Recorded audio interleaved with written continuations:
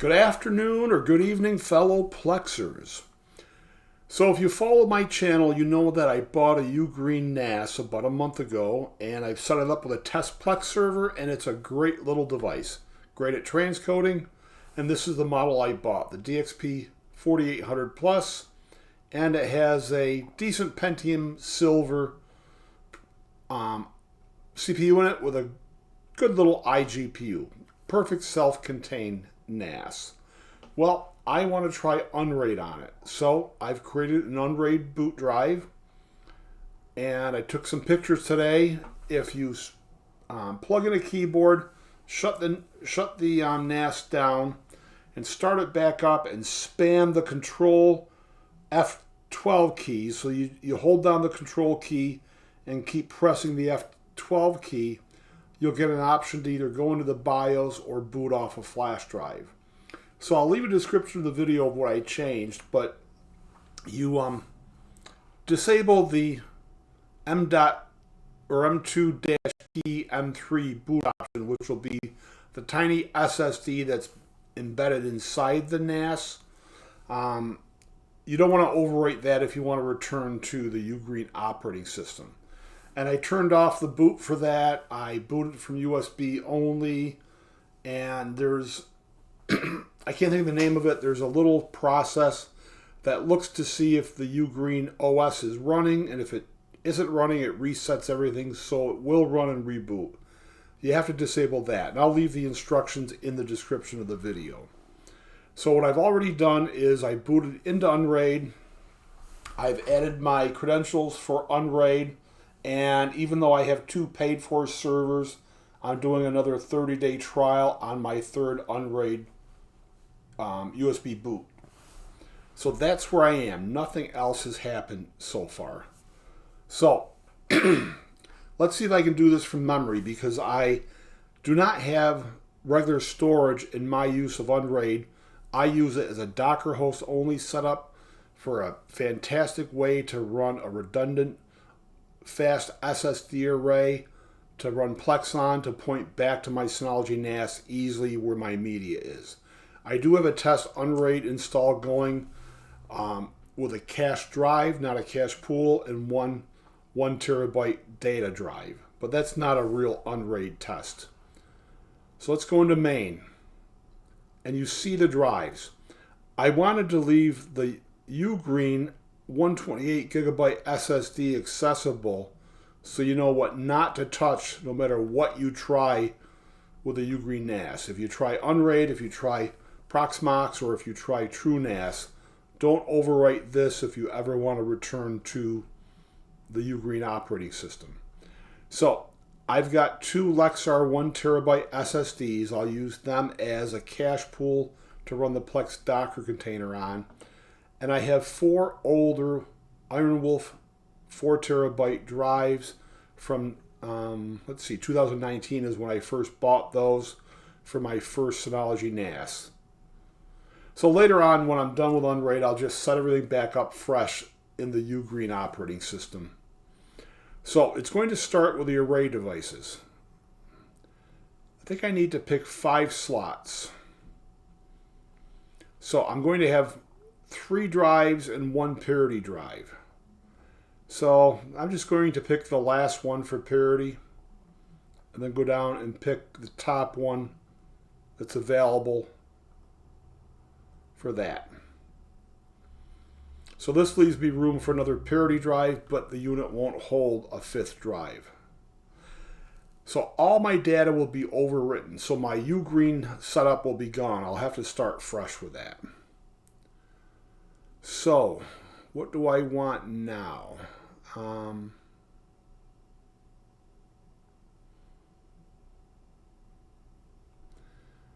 am missing where I create the cache pool. Hold on, I'll be right back with you. And I'm back. After a little bit of research, I'm not quite sure of what to do, but when I set Unraid up first, it was version 6 something. And down here you had the option to add cache drives. Well, when I click on add pool, this says cache. So it may just be a new way of doing things with Unraid 7. So let's add that pool. And let me add my two Lexar 1 terabyte M.2 drives.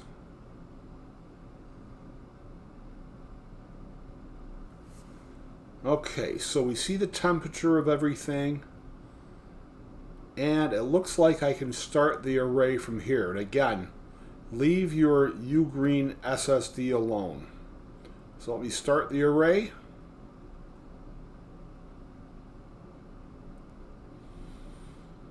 And we'll just talk a little bit until Unraid gives us an estimate of when everything will be ready. Alright, Parity sync started. Oh, I didn't read that fast enough. Let's go up here and view notifications. You can tell I was playing around before I started filming. So the bottom one, Parity disk, Parity sync in progress. I've got one drive that looks like it's acting up of the rusty drives.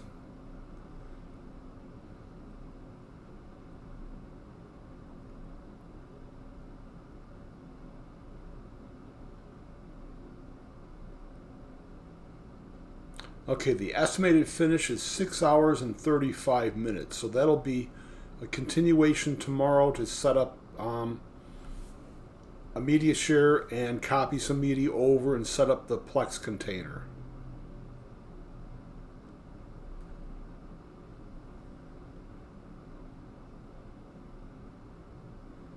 Interesting, interesting, interesting. So this will be a part one.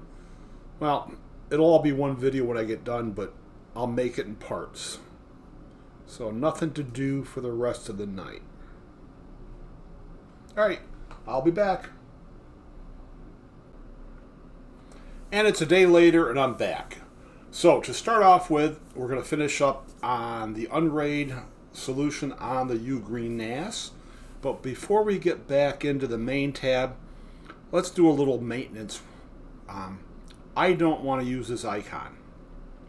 So I've just searched for Unraid Ugreen NAS icon and I've come up with a couple things. And I did have to convert a couple files wherever they are. I'm in the wrong folder. Okay, I had to convert a couple WEBP files to PNG, or you can convert it to JPEG if you want, and I use GIMP, the Linux image manipulation program, to do that. So I have this, and that as choices to use.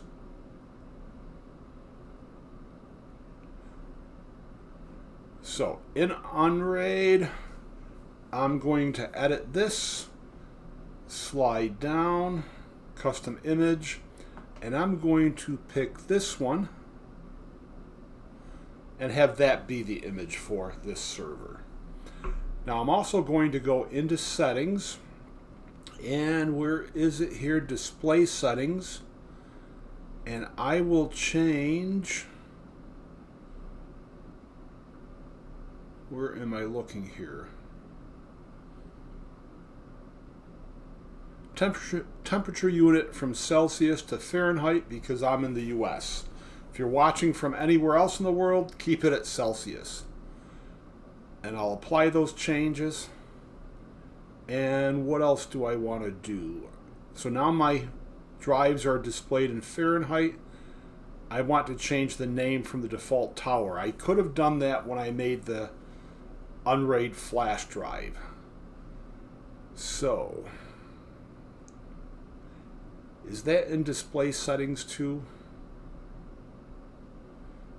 I just had that setting someplace and now I don't know where to change it.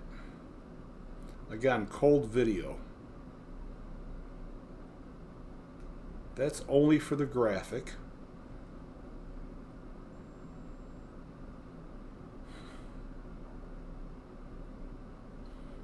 Right, give me a second. I'll be right back.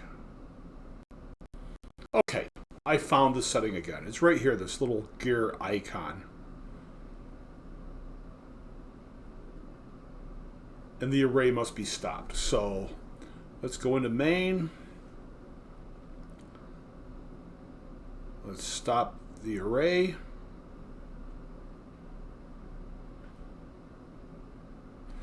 And I should have done this before. Let's go to my file manager under Ubuntu and go to other locations. You'll see the tower here. I want to see if that changes when I change the name and refresh everything. So we'll go back to dashboard, click into this, and I will call it, let's call it Ugreen Unraid.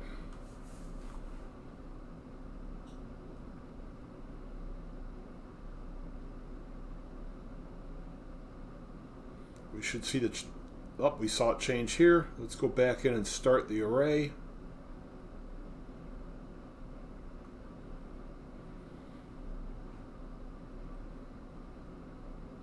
Our new name is here. And let's see, even though there's no network share set up yet, let me refresh the browser.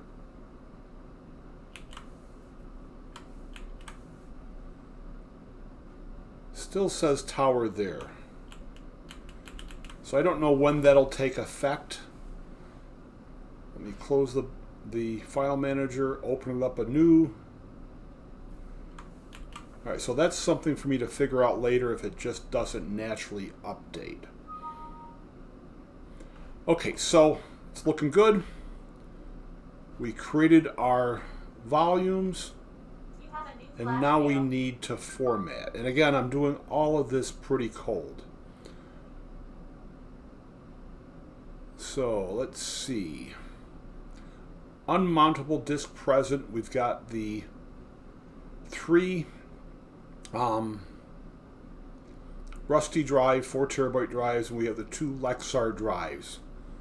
So I will check yes, I want to format, and say OK. And then we'll see what happens.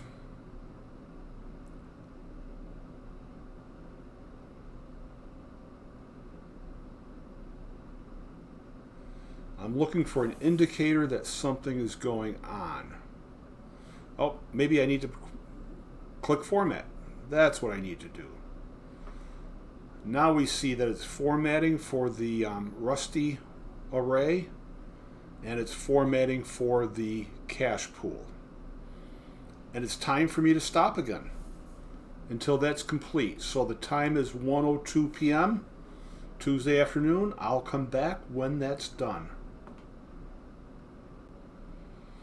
And I'm back over an hour later from where I stopped, and I fielded a phone call, and I was actually changing some laundry from the washer to the dryer and all that kind of domestic stuff.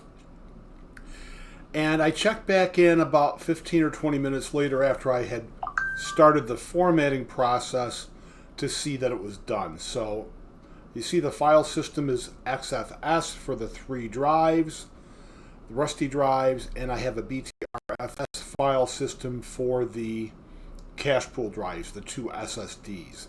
So that really didn't take that long. Okay, so what am I doing next? Oh, I rebooted my Ugreen installation, and I rebooted my router because I haven't done that in forever. And now if I go to my local file manager on my desktop computer and I check other locations, the renaming is now showing up in the network share locations. Ugreen file sharing, Ugreen remote login. So the name change was updated on my local network.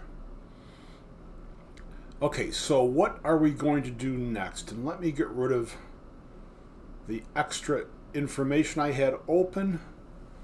Oh, and also when I rebooted, my local IP address changed for this. And that doesn't concern me too much. I'm interested to see when I place this back at its basement location running the Ugreen OS again if this will change back to 80.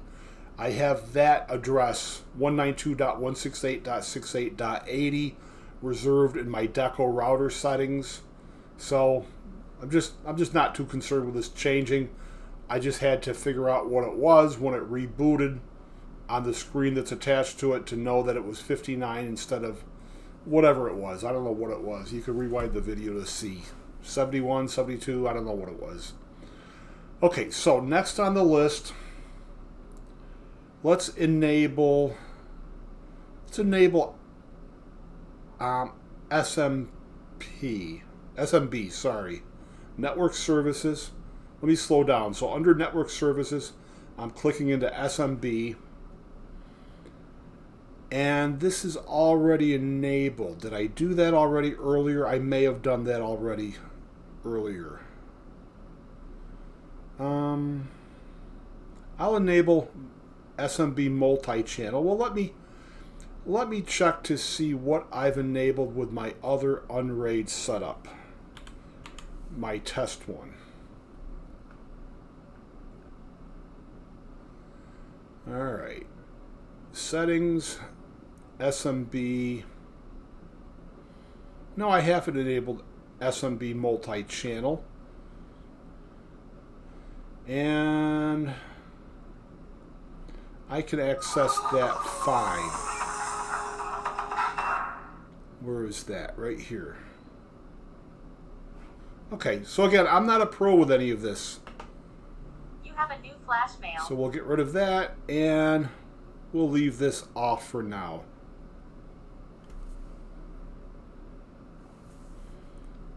So that's already enabled. And then what's next on my little list? I'm going to create a shared folder. Okay, so the array is not started, and that was after the reboot.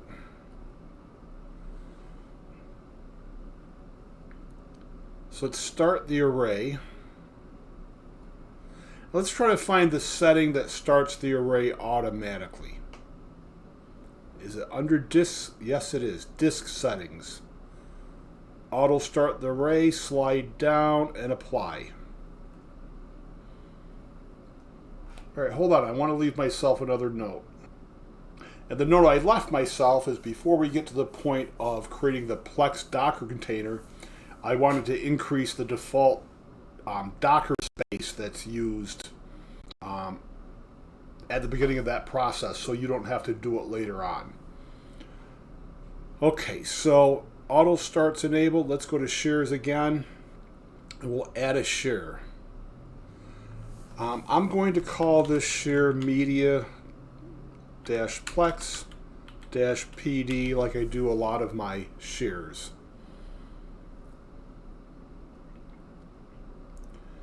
And let's see, primary storage for new files, array.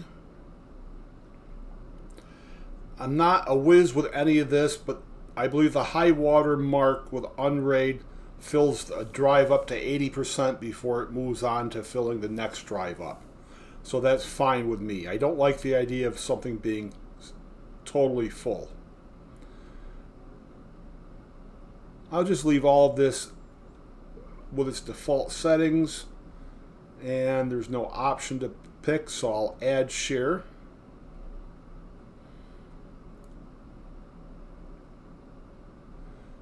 So minimum free space, 390.5 gigabytes. That does not make sense to me.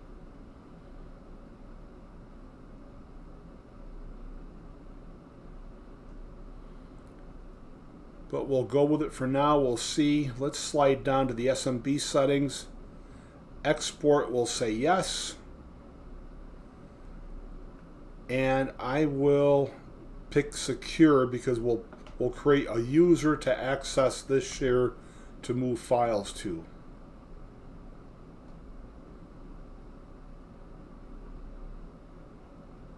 Let's go back to the main.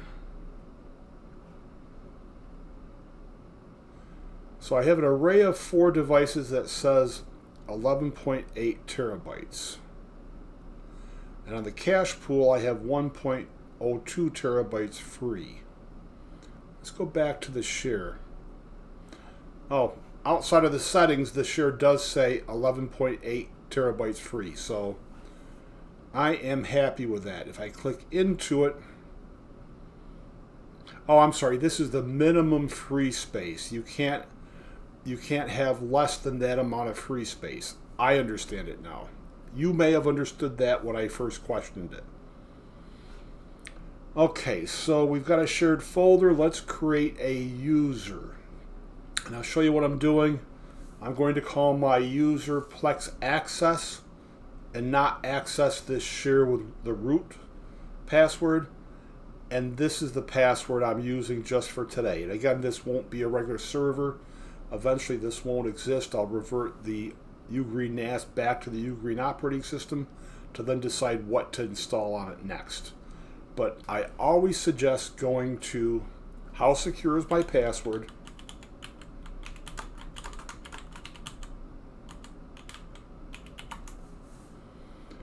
even though I spelled it wrong, and check your passwords here. They don't have to be really complicated, but you can't use the same password for everything, and I like to pick my own passwords, and I'm kind of boring. I stick them in a Google Docs password file, and I just keyword search that file when I need a password.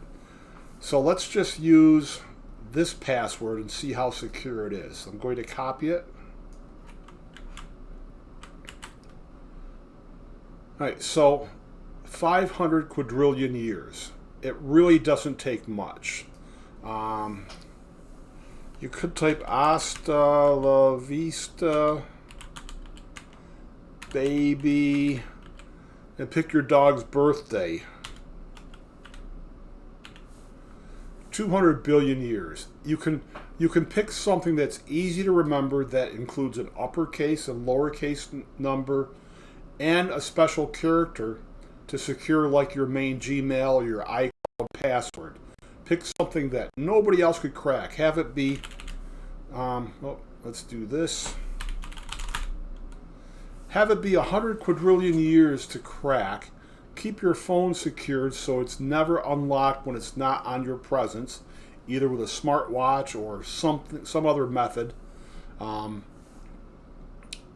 keep your passwords in the cloud, and then I like passwords someplace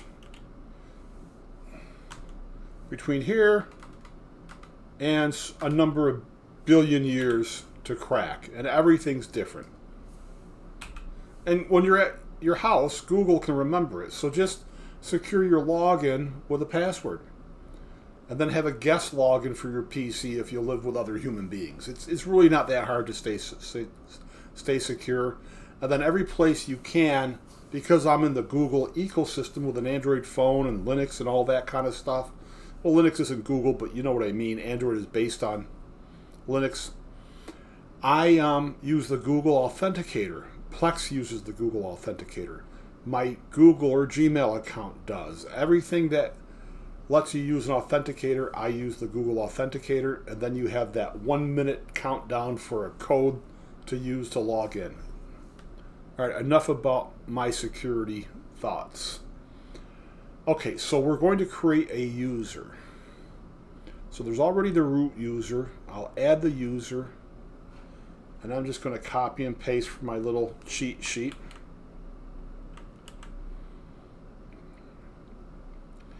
And let's paste in the password.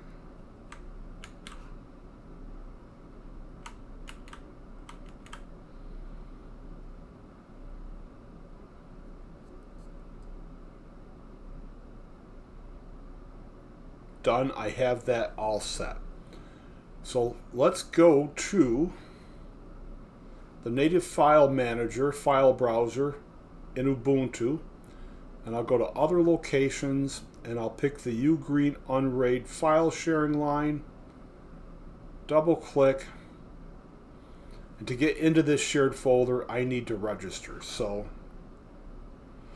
if you use Windows, I'm sure there's a video to figure that out for you. If you have trouble, let me know. I have a Windows Plex install I can add to my bench system if you really get stuck. Remember forever. And I'm in here. So while I'm in here, I'm going to create a new tab for home. And here's my public domain media that I use on all my test servers. So one right click, copy, and I'll paste at this level. Oh, and I don't have permission. Look at that.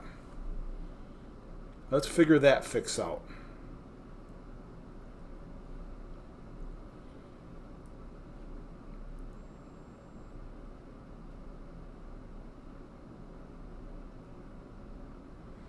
Okay. I don't think it has to be users. I think I need to be in the share. Let me click into it.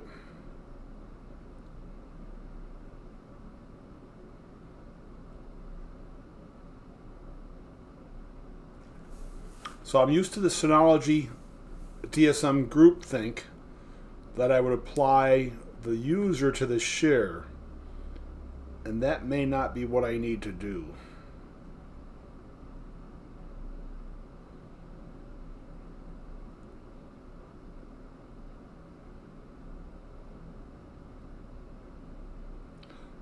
Oh, let's change this to read-write. That might be the issue. Done.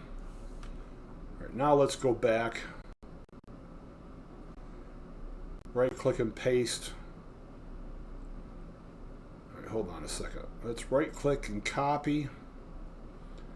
And let's get out of here. Let's go back in.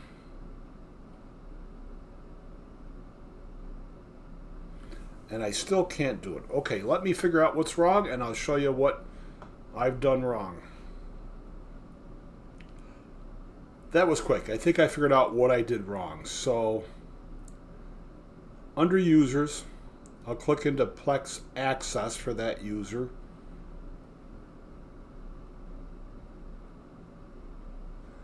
And I've got read-only access for the secure setting. Apply. Now let's see if we have access. I think we do. Okay, so 12 of 225 files have been slated for copying, and it's hard to see, but it's 85.89, 86 point something megabits per second. And I show this in multiple videos. People think that's low because they're used to a speed test like this. So I have gig fiber service. And we're measuring in capital M lower BPS versus the file transfer of capital M, capital B per seconds. So everybody thinks of that as fast, right? So let's well, I like the 86 better, but now we're at 74. And this is going to change slightly depending on what file's copying. But we had 86 before. Just let's use 80 as an average between the two speeds I just saw recently. So if we take 80, multiply it by 8, this would be the equivalent transfer speed if you were bringing media in and speed testing it from the outside world. So I'm happy with this. Can it be tweaked and get faster? Maybe. But at this point, I don't really care. So in another video where I showed moving a Synology server to a Ugreen NAS, I had transfers, I think, of around, was it 110 megabits per second in that video, NAS to NAS. So I don't expect it all over, but that was a pretty good transfer. So I'm just not going to complain about this at all.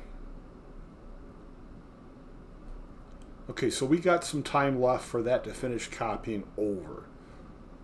What's next on our list?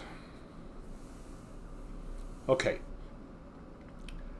I want to get Docker installed, and I want to increase the Docker environment space before we install the Plex server app to point back at the media. So I'm not really sure where to go, but let me just go to Apps and install the Community Applications plugin.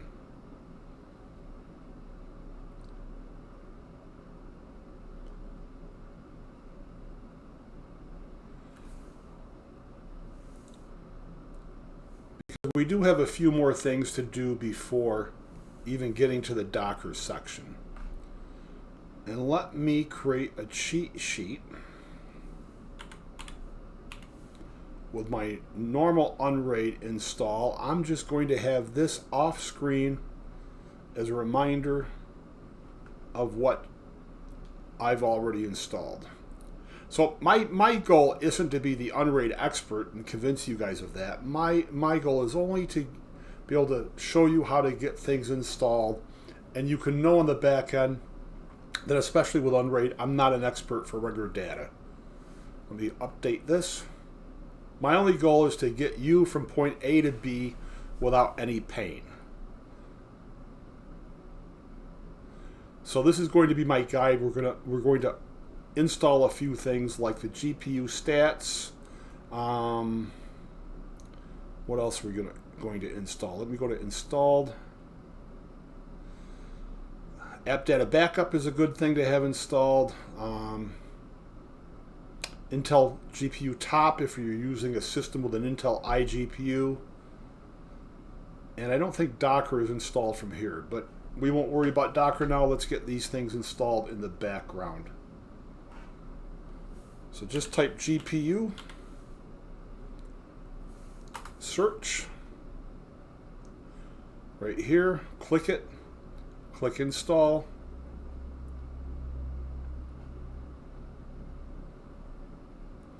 Done. And we'll go into the settings with it later. Let's get a couple other things. Docker not installed. Thank you for the notice. Let's search for Intel. GPU top comes up here. I'll click on it. You can click on the icon or info. I'll click install. Done.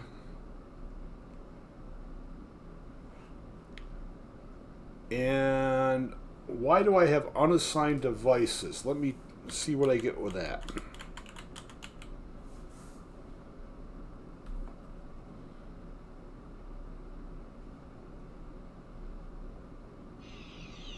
Let's install that. I think you might need it if you're ever going to look for media on a USB drive. Or if you're going to copy media over from an existing hard drive that you want to read and get it into your Unraid array before you then add that drive to the array as a new extra drive. Alright, and what was the last one that I wanted to do? Well, NUT is a good one, Network UPS Tools.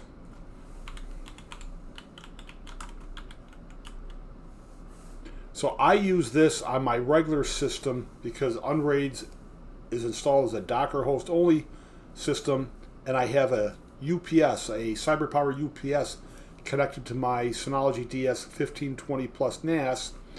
In DSM software of that NAS, I can list the IP address of my Unraid NUC, and then with this tool, I can connect to that UPS so that when the UPS switches to battery mode, if I lose power, it tells both the Synology NAS via the USB cable attached and the connection between the Synology NAS to Unraid that the Unraid install should shut down after a couple of minutes, just like the Synology NAS does. So This may or may not come in helpful for you, but it worked like a charm for me. And what do we want? App data backup.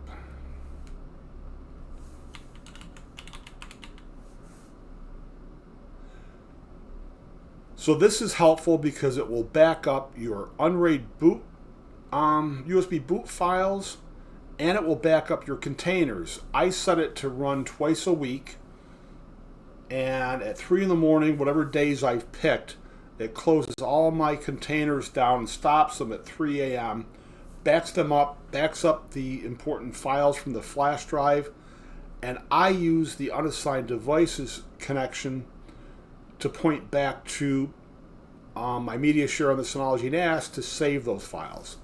Well, you can simply save them to the array drive with a full Unraid setup, and this way, in case your cache pool shits the bed, you can put new SSDs in and restore your Plex Docker container from that app data backup plugin with a media saved to your array. Okay, so let's do some configuration with what we just did. Let's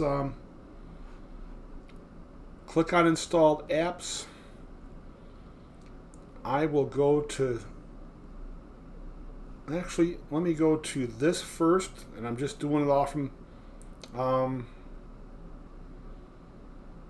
Intuition. There's nothing to do, so let's go to info for the GPU statistics. Go to action and settings. Let me do the same thing off screen on my real install.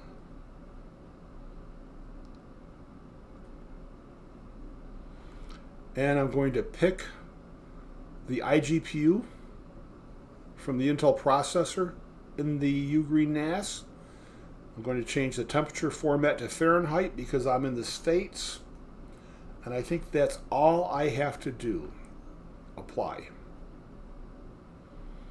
So this is what we're going to need for getting the iGPU involved with Plex and to display everything we might want to display in this area. So when you're running Plex and you're doing a transcode, what we just did will help you see the results of how hard your iGPU is working in real time. Okay, so now I'm going to pause the video while I figure out how to get Docker installed and how to resize the Docker environment. And I'm back. So I want to bring in my actual working Unraid install, even though it has no rusty storage. So I'm in the main tab. Well, let me go to the Docker tab. These are the containers I'm running. I have my full trash guides set of containers still on my Synology NAS. I manage them with a Portainer, and that satisfies the rules needed to achieve atomic moves because my media is on that Synology NAS. I want everything to be renamed and moved into place instantly, so those containers must stay. So these are the containers I'm running. Then I want to show you the amount of space. Here's my cache pool, which is just a volume made up of two different types of SSDs. I have an NVMe drive, a Western Digital Red 500 gigabyte, and then another Western Digital Red SATA SSD joined together in a cache pool. If you're coming from a consumer NAS, it's just a RAID 1 volume, an SSD RAID 1 volume. It's not using Unraid's method of creating a volume. It's just RAID 1. It's BTRFS. And you see, here's the 500 gigabyte total size, and I have 373 gigabytes free, with only 120 gigabytes used of that total space. So with that said, if we go into settings and we click into Docker, we'll click enable Docker, and then let me get a match on my other page. See what I've got set up here. So I've changed the Docker stop timeout to give it more time for a container to shut down to 20. Docker PID limit is 2048 on both. I honestly don't know what that is. Docker data root, I think BTRFS vdisk is correct. And this is where you have the option to change it. This is the environment. I don't collect thumbnails with my Plex server. If you want to make this bigger, go ahead and make it bigger. Let's make this 100 gigabytes. Now, by making it bigger, you'll decrease the room on that SSD to install VMs. But I'm of the mindset everything should run in a Docker container and not a VM. Like some people with Proxmox or TrueNAS, they'll create an Ubuntu VM to then install Plex into. None of that's needed with Unraid. None of that's needed on a Synology or a Ugreen or a QNAP NAS. Just install your Docker containers to a fast SSD and have it point to Rusty Media. So I'm going to increase this to 100, and then I need to change this. I can do it manually, but if I do it here, every Docker container will point at the right location. I'm just going to replace that with cache. Default app data storage location.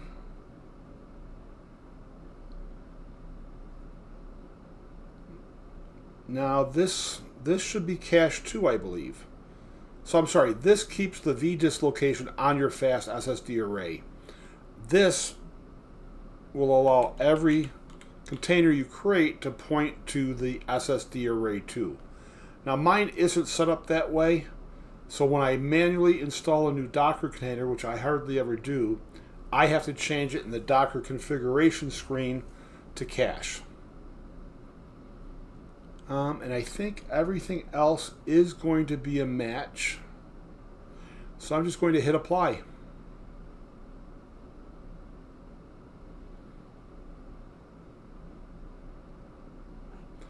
Now we see the Docker tab and there's no Dockers running.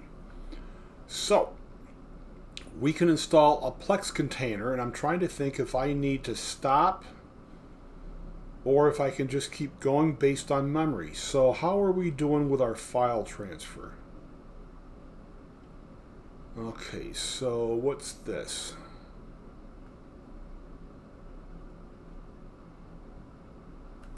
Let's refresh that.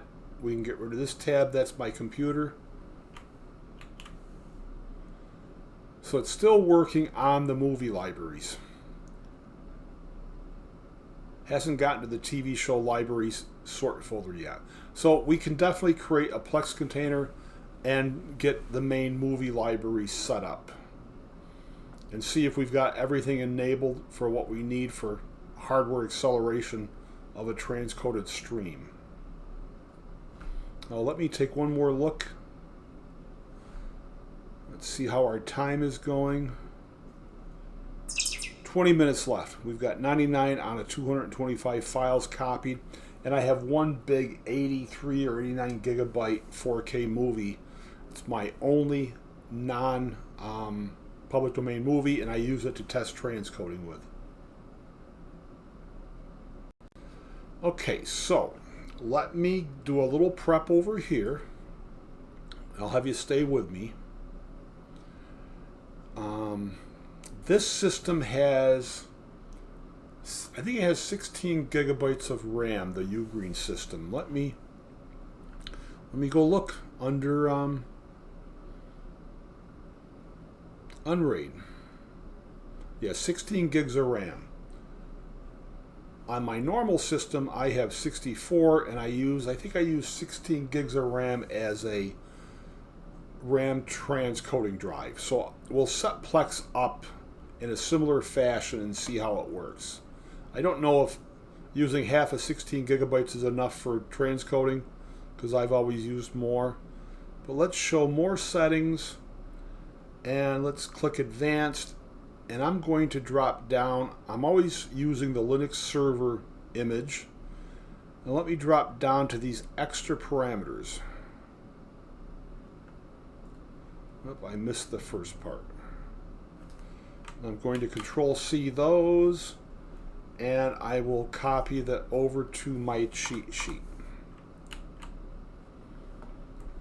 So most of us running an Intel Plex server, if we're doing anything under a Docker container, we recognize this is the instructions to give the container access to the Intel iGPU. These instructions create the RAM drive for transcoding, and you have to add this to the transcoder settings to make it work. So this is what you need for 16 gigabytes. So let me just copy that. And maybe not do this unless you've upgraded your Ugreen NAS to 32 or 64 gigabytes, because I'm not sure how this is going to work out. But to show you how to do it, I'm going to create 8 gigabytes of RAM transcoding out of the 16. I don't know why, but I just feel uncomfortable with not having more RAM to do that. So if you were going to do 32 on a 64, you'd change this to 32. If you had 64 and maybe you wanted to devote 20 gigabytes, it would just be this. So I'll list this in the description of the video, so you don't have to mess around with it to retype it. And then this is just a no health check, and that's in a lot of my Marius hosting guide instructions that I follow on the Synology NAS for a Plex server or other servers. Okay, so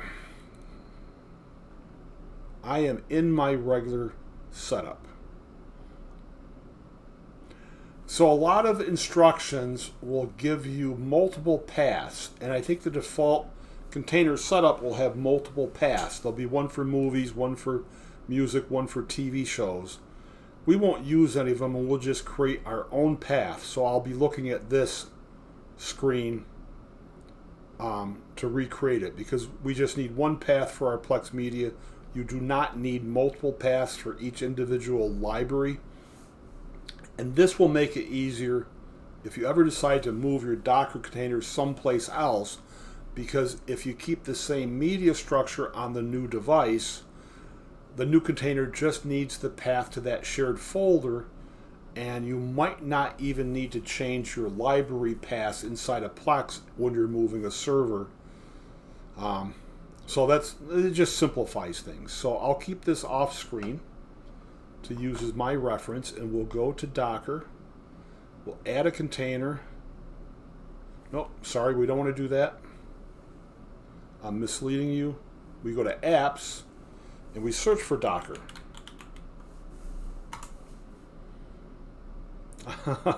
We search for Plex. What are we doing here?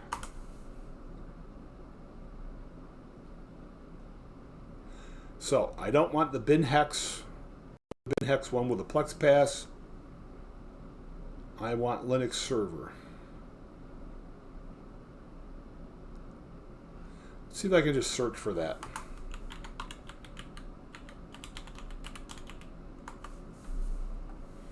Let's search for Plex server.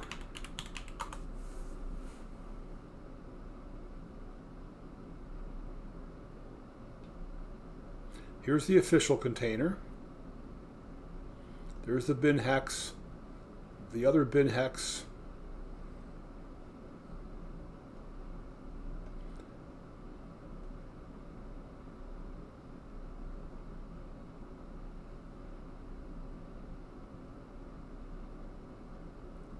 And here's the Linux server one, so I'm just going to click install. Okay, so the container name will be called Plex. The repository is fine. Let's see.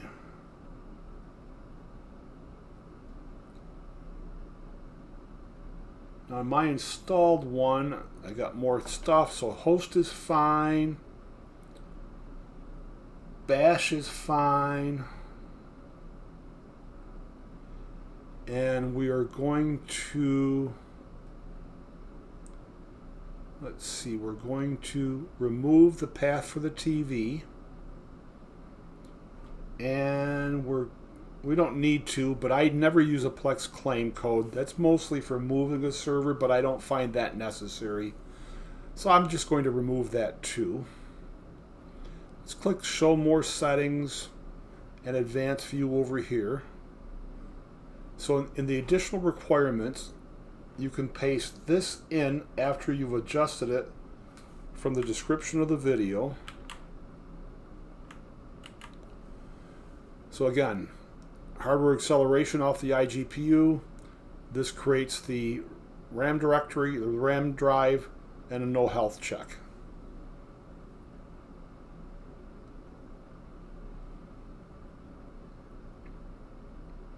All right, so let's, where are we? I'm in the wrong section. Do not do that. Not in additional requirements, extra parameters. Paste that in.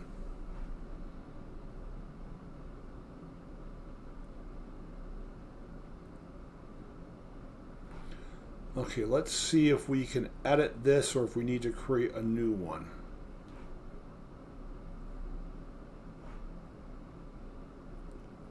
Let's call this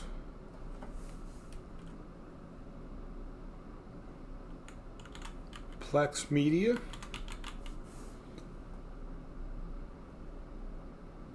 Container path. Let's call that Plex Media also.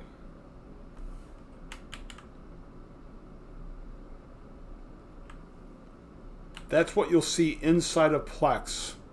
Host path, we can go here, just click into it, click into the Plex Media shared folder, and just leave it like that. Access mode, now this depends if you're going to run a Plex DVR or not. You can leave it as just read only, but it will need to be read write if you're going to add a HD home run tuner and record your own info. I'm just going to get rid of that description and say to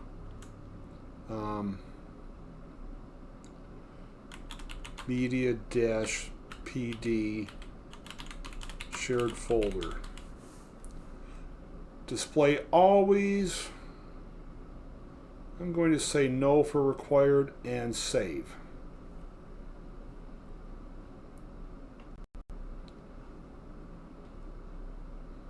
Okay, in the app data, the change we made setting up Docker added the cache part to this already, so that's fine. The whole Unraid system tells us the PUID and PGID numbers, so we don't have to discover that like we would on a Synology NAS setting up a Docker container or a Ugreen NAS. So that's all set. I'm just going to hit apply and see what happens, see if we're successful.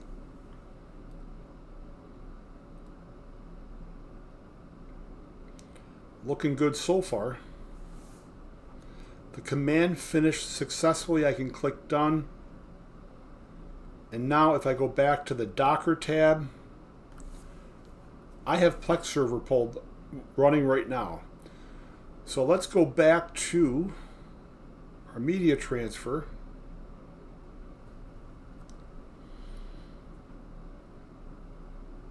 All right, 9 minutes left.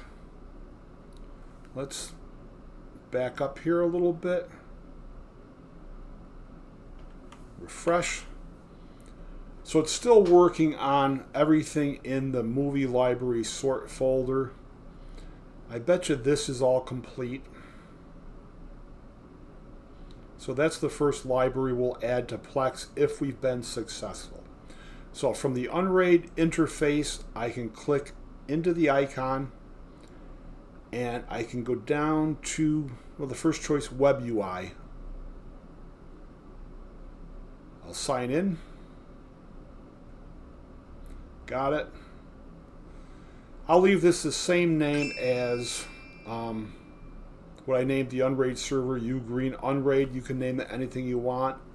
I'll click next.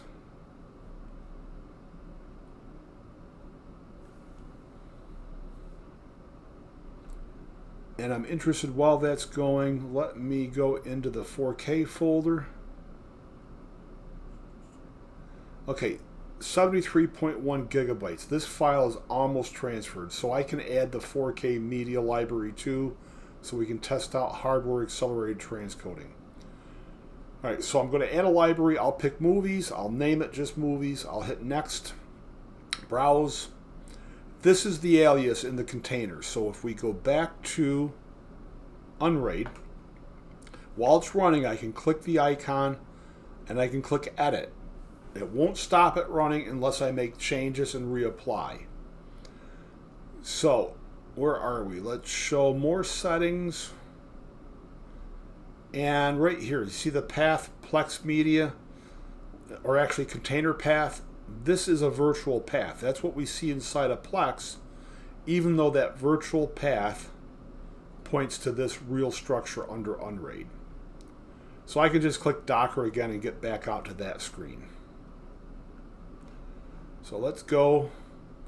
We'll pick that virtual path, and now I can see everything that's been copied over. So I see my movie-libraries, sort folder for movie libraries.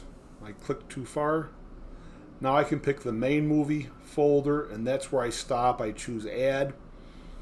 And if you've never watched a video of mine setting up a Plex server, go into the advanced option right here and decide whether you want Plex to pull automatic collections from TMDB.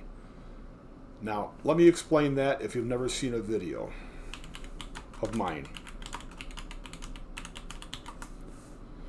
Plex has 3 different types of collections. These automatic ones that you can get from TMDB, manual ones, or smart ones. And this is always my example.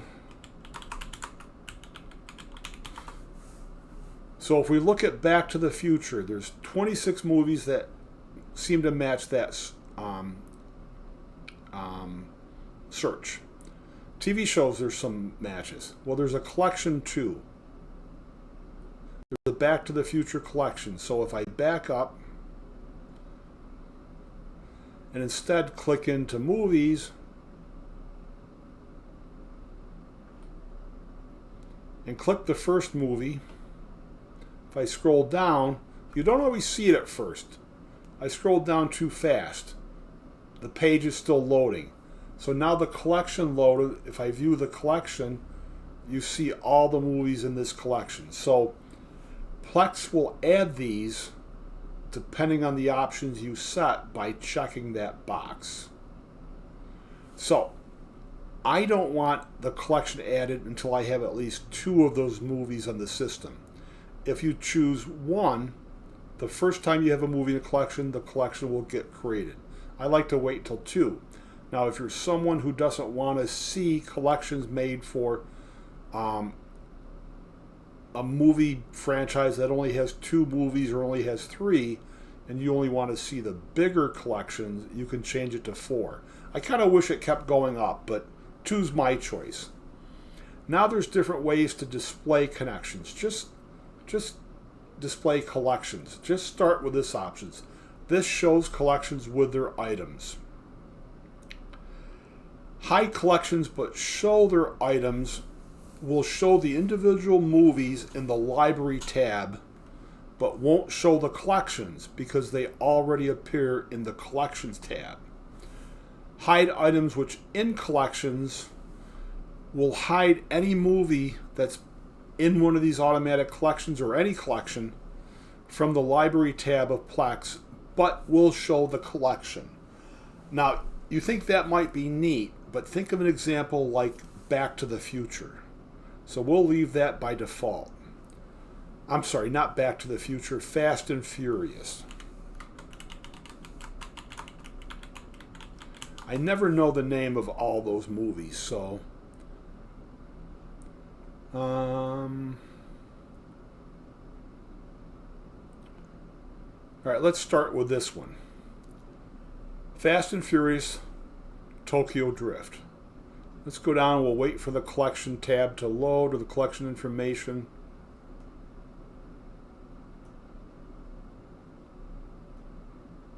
There it is, it's loaded now. So now if we look at all the names of these movies, they start all over the place. Some are going to be sorted with the T's. This one's going to be sorted at the beginning because it starts with a 2. This one's going to be sorted with the F's, as is this one. So if you use this feature to hide items which are in collections, it's not as intuitive to just go to the Fast and Furious collection item to see all the movies. So this is kind of a personal choice you have to make, but right now just start with show collections and their items. And then let me add the library. Now I'll add the 4K library, or I'll add a 4K library that points to the 4K library structure. Browse for media, again the alias, the movie library sort folder, and the 4K movie library structure, and I'll click add, and I'll do the advanced settings the same for 2, and I'll leave that alone. Let's see how our transfer is going. Let me refresh this. Alright, that's fully copied. That's the right size for that movie. And let's back up. We're almost done. We have 2 minutes left. So I'll add 2 TV show libraries and the music library.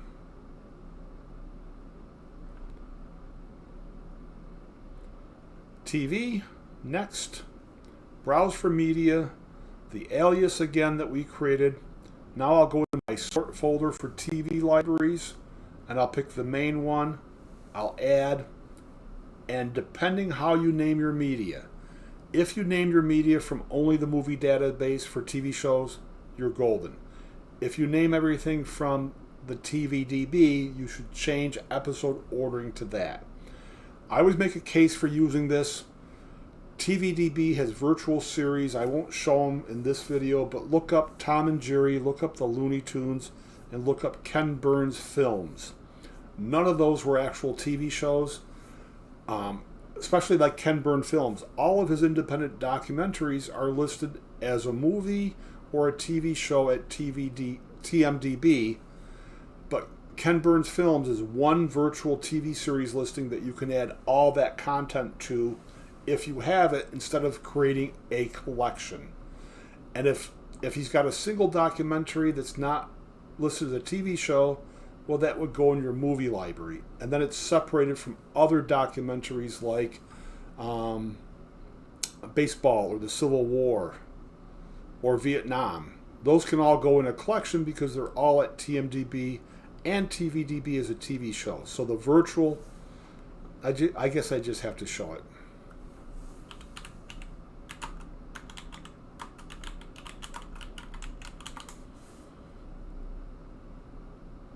So this does not exist at TMDB because it's not a real TV series. Nothing. But if I search for Civil War,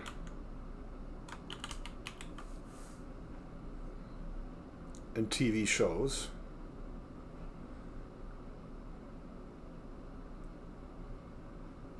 here it is, 1990. So you could list it this way, or it can just be part of this entry, and this is how you would name a season. Season space 1990, not anything else. And here's all those episodes in this virtual entry. So also Tom and Jerry were just old movie shorts. There was no TV series in 1940. And what's nice about an entry like this is if you don't have a kid's movie library, but you do have a kid's TV show library, or say a cartoon TV show library, there's specials here of all the old Tom and Jerry movies. Well, they're not really old, starting back to 1993 and going up through 2017, and there's more movies after that that you could add as an unofficial special if named to this. So the last one is always the Looney Tunes. This also does not exist at the movie database. So if you're starting Plex off fresh, just name TV from only the TVDB, and you're just going to have an easier time when you graduate to this type of content. And this takes a while to load. But trust me, 1929, there is no TV series. So if we jump into the first season, this was the first movie short shown before a movie back in 1921, May 1st. And that's basically how it goes. If you get into World War II, or the era of World War II, you've got all these movie shorts that would only be able to be added to the library as a movie, except for this virtual entry at TVDB. It's pretty cool. Okay, so the advanced setting is set. That's the only thing you have to change. Now let's add a kids or a cartoon TV show library. Browse for media, the same alias, the same sort folder, the kids library folder, and you see it's got the Looney Tunes there. Public domain episodes.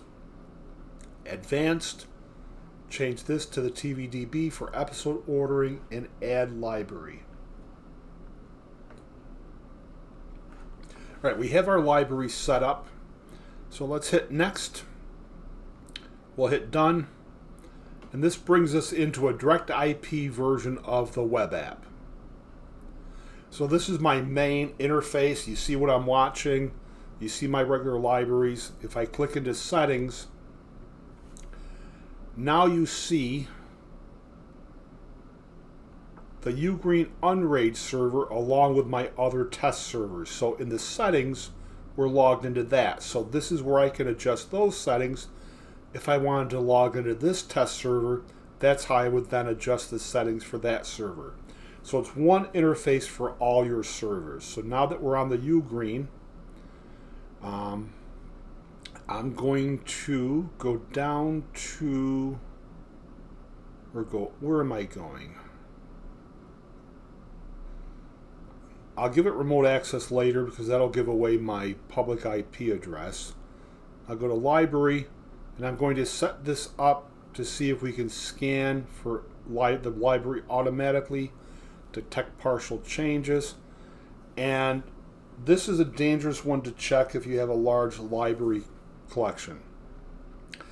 A Linux Plex server, and that's what Unraid is, and that's what a Docker container is, uses the Linux IO Notify subsystem to keep track of file changes.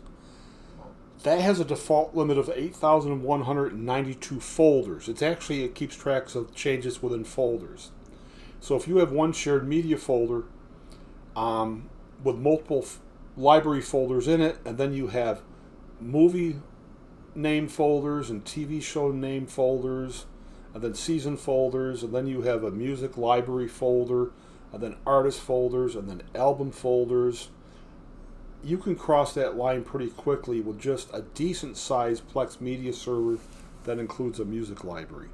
That's why you can check this or uncheck it. Now there's a fix that Chuck PA has put out at the Plex's forum. He's the resident Linux guru that shows you how to increase that.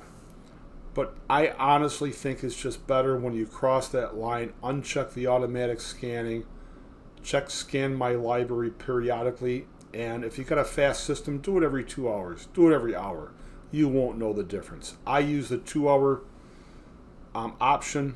My Unraid Plex server is disconnected from my Synology NAS, so I can't scan automatically. But we'll check these two for now.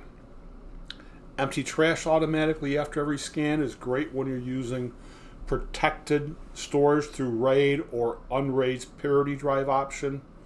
And I never allow media deletion from my server. So you have to slide down and save changes, and this is where you decide whether you're going to generate video preview thumbnails. That's nothing I'm interested in, and all the intro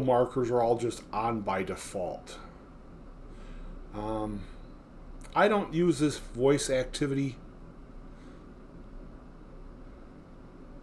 but this might not be bad to start out with because that synchronized subtitles. So we'll choose that. All right, so I'm going to save changes, and you could increase this database size by twice if you're going to be adding a lot of media. Okay, so now let's go down to the transcoder options. Now let's drop all the way down and see if we see our hardware, which we do. I like to pick that to see it. Auto uses it, but I like to see it. So right off the bat, I'm going to save changes.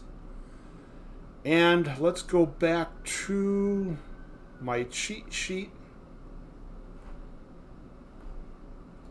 Actually, let me do something else just to guarantee I'm going to tell you the right thing. Let me just work off screen for a second. Yes, I'm going to tell you the right thing. Okay, so we need to grab this, Control C, and we need to put that right here and drop down and save changes.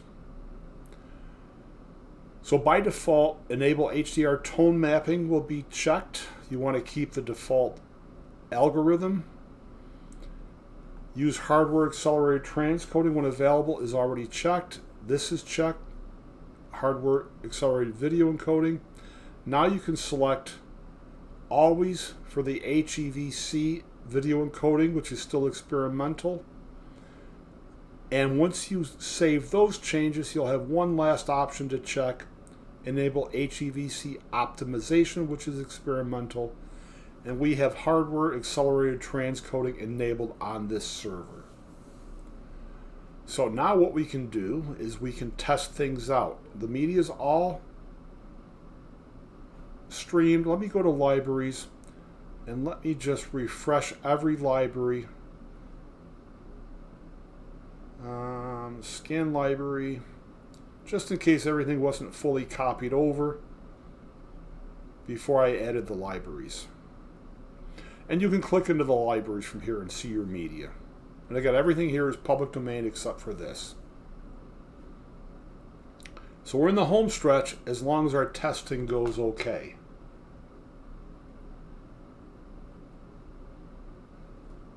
Let's go back to Unraid for a second, and let's go back into the main tab. And we see that we've used some data. And I don't know why it's used the same amount on these two disks. Maybe that's just the creation of it, but we've used more data on the first disk. And it shows how much is free. And the little tiny Plex server is using 106 gigabytes of space. But again, that's the space we've set up for the Docker environment. If I added a couple VMs, and again, I don't think a VM is needed for anything Plex related, you would see this space increase. So basically, these two 1 terabyte SSDs are overkill for a Plex server, because your Plex Docker container, and if you run a trash guide setup, as long as you don't move media or acquisitions into the container and you keep everything on the rusty volume, you're not going to need much more than a couple 500 gigabyte NVMe drives for a Ugreen NAS in this setup. Now, a larger capacity Ugreen NAS, a 6 or 8 drive bay, you might want to add one SATA SSD for a trash guide setup to have incoming media come to a fast single drive volume, to then have the trash guide container move it and rename it to the rusty media. But there's more complex solutions for Unraid for a trash guide setup that I'm not schooled on, and I don't think I actually understand fully with the Unraid mover system. So this is my Synology brain talking, or my Ugreen brain, typical NAS talking, not an Unraid. So anyway, let's get to Plex and let's get into the correct dashboard. And then let me bring up the Plex HTPC Player app. I'm going to take it partially off screen and get my settings up. I don't know where I left this. And I'll bring this back on screen. Let's find the right server among all my test servers.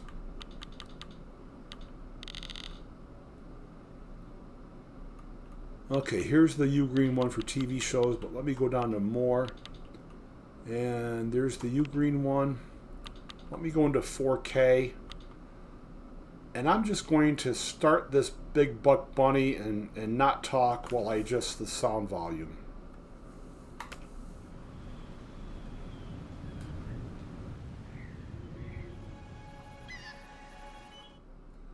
Alright, this way I can show a video playing and we don't have to worry about the noise from it. So let me get this into this stage, and then let me resize the HTPC client app for time being. And we see this is a 4K AV1. Let's put this into transcode. Let's take it down to 4K 8 megabits per second. We'll give it a second. We'll wait for the hardware to pop up. So the video is marked with the HW. You see it's a hardware accelerated transcode, and it's also transcoding to HEVC. If I didn't enable those experimental options, this would be transcoded to H.264, which would be a larger stream going from you to one of your remote users than a HEVC, which is also H.265 encoded stream. So this helps decrease the size of data leaving your server, going out through your outgoing connection, which may or may not be limited, and then going into your user's connection, who you never know if they have a robust local network set up for themselves. So we've got hardware acceleration working. Let's take it down into 4 megabits per second at 720p. You see it's almost instantaneous, and it wasn't a huge stream to start with. So let's put that back into original quality, and it handles AV1 decoding fine. So now what I'm going to do is I'm going to take this off screen.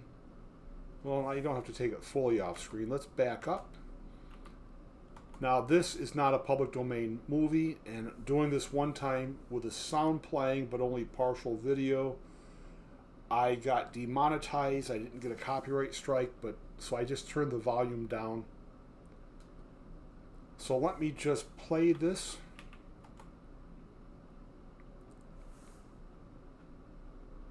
And I'm just going to leave a little bit of it on the screen so you can see how fast it recovers from a transcode. Now this is the highest bit-rated 4K movie I own. When Plex first scans this into a library and it plays it directly, it reports a bit rate of 192 megabits per second. I can't find any documentation on what I think happens, but when it is indexed after a few days, it reports a bit rate of 104 megabits per second when it's direct streaming.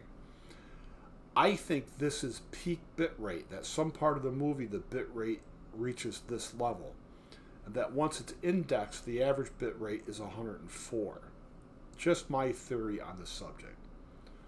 So let's put this into a transcode.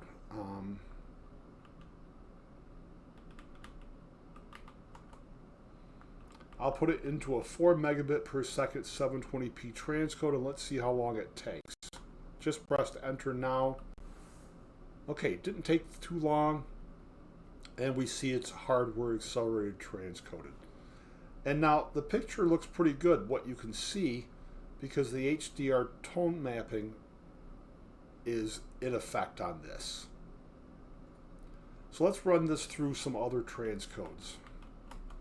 Let's transcode it to 8 megabits per second, still a 4K one. And it didn't take that long to start back up. So let's put it back into the 4 megabits per second. And let's make this full screen, and we'll drop down and see how hard everything's working. So the CPU ain't doing nothing. The RAM's cool too, and again, we're transcoding to RAM also, so I'm not sure how this is reporting it. Let's go look at Unraid. At the dashboard tab, you see our processors hanging out. Our RAM usage is pretty good. And the GPU, now we see it's active because of the hardware accelerated transcoding going on. And I don't have any information about this, but whether I have 6 of these transcodes going off my normal server, which has a 14th Gen i5 in it, or no matter how many streams I have going, 1, 3, 4, 5, 6, this all looks pretty similar. So I don't know what to look for to see if this is stressed out. But this is how you can tell that you've got the accelerated transcode going on the Intel iGPU, or if you've set Unraid up on another device through an NVIDIA GPU. And I'm trying to think, am I done? Let's go back to Plex. Let's take this on a transcode. And this should be instantaneous because there's no stress on the system. So we've successfully got Plex server under Unraid installed on a Ugreen NAS. It's really not that hard. Let's go back to Unraid for a second to, if you're watching this, to then watch again to follow along. The biggest disclaimer, the biggest warning is to leave this alone. Don't do anything with this NVMe because that's your Ugreen boot NVMe. So if you ever get tired of Unraid on your Ugreen NAS, or you want to move to a different system, move the whole Unraid setup to another system, you can restore the NAS and sell it or use it as a backup, whatever you want. So I appreciate your viewership. Thanks for watching. I don't always get to the point the fastest, but that's not who I am. I'm just the average guy you might invite in on a Saturday to help you get your Plex server going the way you want to. And it kind of is what's written. We'll get the job done, but this is not a fast or a professional channel. Thanks for watching and happy Plexing.